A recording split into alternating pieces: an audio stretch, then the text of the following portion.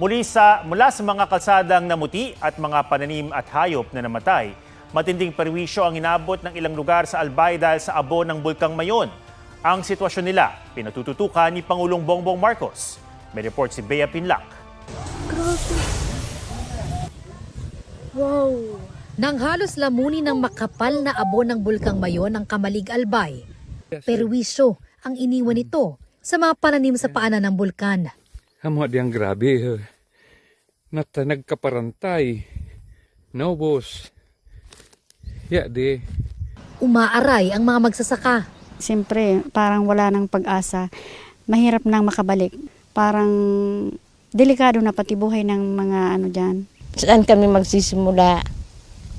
Ayun ang problema namin.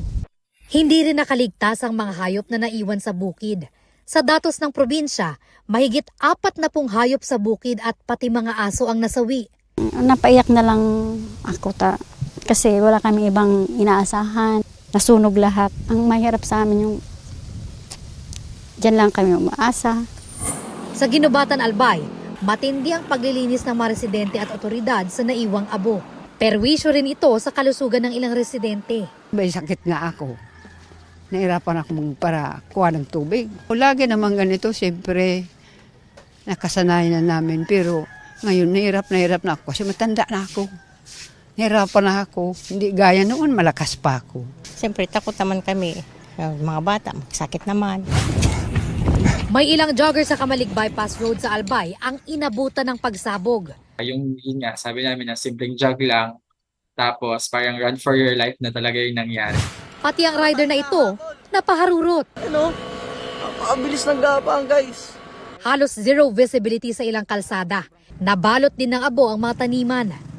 May ilang magsasaka na pilit isinasalba ang mga tanim sa pag-asang maibebenta ang mga ito. Grabe po yung perwisyo ng abo dito sa mga pananim ninyo. Ay, grabe po. Sobra.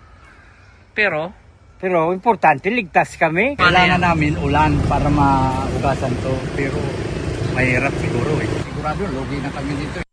Sa gitna ng hinaharap nilang pagsubok, pinatutukan na ni Pangulong Bongbong Marcos sa DOH at DSWD ang kalagayan ng mga residente. Ang DOH nandun din at nagbigay sila ng mga mask para yun nga sa usok at saka sa mga fumes na lumalabas. The first concern of course was the health concerns, and we were able to bring out the people who were in the danger area.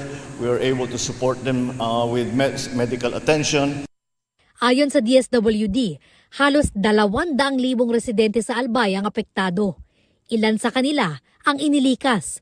Meron tayong 1,444 na mga pamilya or 5,459 individuals po iyan na pansamantala nanunuluyan sa mga evacuation centers. Problema rin ang pagkukuhanan ng malinis na tubig. May mga water filtration trucks tayo ng mga pinadala ang iba't ibang ahensya po ng mga DRRM councils. Ganon din yung mga karating ng mga probinsya nagpadala na rin.